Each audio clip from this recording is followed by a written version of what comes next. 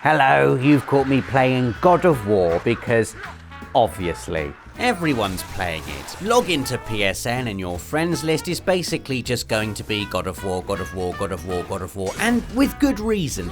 It's one of the most visually impressive, action-packed, emotionally engaging adventures we've been on this generation. And I'll stop there, otherwise I might run out of words when I talk about it later in the video. Kratos sort of reminds me of PlayStation as a whole in God of War. An old favourite with years of history, he's been through highs and lows, and now he's back, matured, modernised, and looking better than ever, and smashing his way to victory with fists the size of basketballs. Just like the PS4 Pro, see? It's modern, looks better than ever, and with basketball fists possibly coming in a future software update. It's the lineup of amazing exclusives that's really made PS4 such an incredible machine to own these last 4.5 years, however, and they're showing no signs of slowing down, much to the annoyance of my ever-expanding backlog. Sad violins for the backlog, please.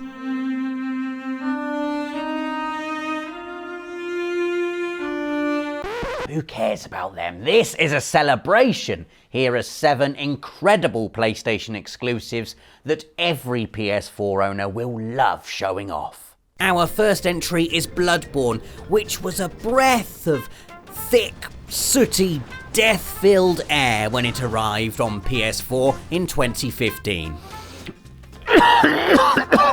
Yharnam was a wonderfully grotesque city in which to play, sort of like what you might get if Victorian London got sucked into an interdimensional smoothie maker with the Hammer Horror Movie franchise and a copy of the Gormenghast trilogy.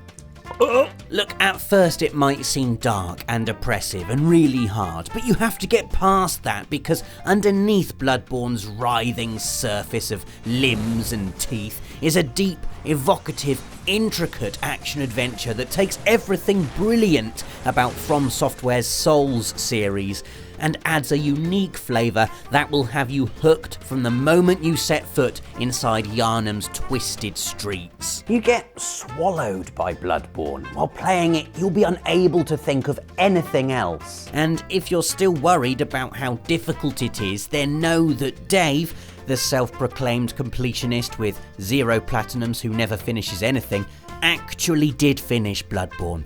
So you can do it! Dave believes in you. Next up, we've got Uncharted 4: A Thief's End, a game so obviously brilliant I don't really know what I can say about it that the gameplay you're seeing right now isn't already conveying. It's up there with the best looking games ever made. The technical achievement in the set pieces is incredible, even for an Uncharted game. And don't forget, this is a series that had you fighting helicopters while in collapsing buildings nearly a decade ago. The performance capture is second to none. The pacing, the raucous, unapologetically over-the-top matinee movie-style action, the searing musical score, the emotional sting of seeing characters with whom you formed your own relationship over the series, reaching the end of their narrative arcs after 4 incredible games. Oh, and the mud, the lovely, thick, wet mud. Especially in the convoy chase, Uncharted 4's headline set piece that sees Drake skiing off the back of a truck before climbing in, shooting the tyres off bikes and jeeps, leaping into those, driving one of his own as you control literally everything that's happening, while somehow also being impeccably directed by Naughty Dog's peerless game design. Uncharted 4 is the perfect sign-off for Nathan Drake, and easily one of the best games of this entire generation. Entry 3 is a game I completely fell in love with when it launched in 2017, and for so many reasons. Horizon Zero Dawn never looks anything less than spectacular. The lighting, the scale of the world, the way the snow clumps on trees and underfoot, the thick jungle haze, the vastness of the desert, the towering desolation of old Earth ruins. In fact, I think I probably spent more time in photo mode than actually playing the game. And annoyed the vast majority of my Twitter followers in the process. Like your irritating friend constantly posting boastful holiday snaps, but then not really like that because you're there too, doing the exact same thing. Horizon Zero Dawn sparked a photo mode war. A battle to see who could take the coolest snap of Aloy leaping up a tall neck or skidding away from a Thunderjaw assault. The second reason is Aloy herself, who, to my mind, instantly claimed a spot among the greatest PlayStation icons of all time. As far as I'm concerned, she's up there with Nathan Drake, Ratchet and Clank, Sackboy Kratos, instantly likeable and relatable, because we all know what it's like being a misunderstood outcast in a post-apocalyptic world overrun by giant robots. We all immediately engaged with Aloy, and the fact she's really good at fighting machines the size of bungalows is like a little added bonus. Plus, the story of Horizon Zero Dawn was great as well. I remember playing it and thinking, man, it's been ages since I've been pulled along by a narrative so compelling I'm actually ignoring some of the side quests. And it's just brilliant. Whenever someone tells me they've recently got a PS4, Horizon Zero Dawn is always one of the games I tell them to play. Next up, we've got Persona 5, often regarded as one of the greatest JRPGs of all time. Now, I've played my fair share of JRPGs, and I can confirm those often regards are well-founded. There's so much to dive into here and so much to explain if you're new to the series, but basically it boils down to a gang of high school outcasts, but really well-dressed, good-looking ones, who have the ability to physically sneak into the subconscious of bad people, often adults who abuse positions of power to wreck the lives of children, and steal their hearts, therefore causing them to repent, confess, and face justice. So a little bit like Inception, except it's good, and instead of implanting ideas, you're extricating evil desires. And that's just the main plot line. There's also the whole being a teenager at school thing, which involves going to classes and nurturing friendships, and possibly more than friendships, which in turn powers up your personas, which you then use in battle.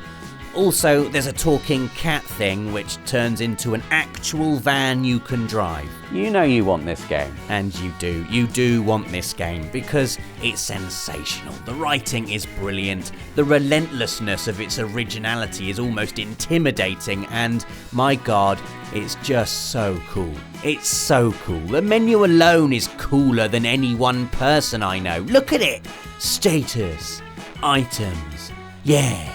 I wish I was best friends with Persona 5's menu. I'd settle for just being seen walking down the street with it. And the soundtrack, I'm going to shut up about it now, just play it.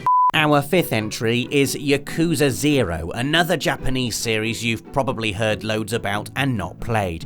Well, if you're looking for an entry point, this is it. A prequel to the entire series. You get to play as Kazuma Kiryu and Goro Majima in a dazzling, dense open world filled with detailed side attractions and thugs in need of a good thumping. It's Holly's favourite game. She doesn't shut up about it. She's in the office today, supposedly filming the next Tuesday checklist, but it's 4 PM now and we haven't even started yet. But it's because it's so good. Like this particular minigame, you have to run a hostess bar in Dotonbari, or Sotonbari, depending on if you want to be real life or in the game or not. But you have to like pick the way they look. You've got to choose their makeup and their dresses, and then you become a real estate king. I'm telling you, it's the best game I've ever played. And this is only the beginning of the entire series, which is now on Yakuza 6, and you should totally play.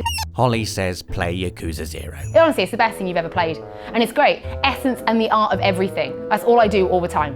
Our penultimate entry this week is a game I ummed and ahed about including on this list because the original game came out on PS2, but Bluepoint's ground-up remake of Shadow of the Colossus was so unbelievably good, I just had to include it. Everything that needed to change has changed. Visually, it's right up there with the best PS4 has to offer, and the controls have been tweaked and modernised, but crucially, everything that was so special about the original is intact. The enigmatic, haunting open world, the melancholic undercurrent, the eerie silence as you gallop across the ruined landscape, the only sound that of distant birds wheeling through the sky, and the rhythmic heaving of Agro's breath. That creeping sense that you're out of place, that you don't belong here, that you've stepped somewhere that really should be left untouched. It's you against the land in this case coalesced into 16 majestic colossi you have to topple in order to save your friend. Maybe the whole thing is a metaphor for humankind's ravaging of the natural world to serve their own selfish ends.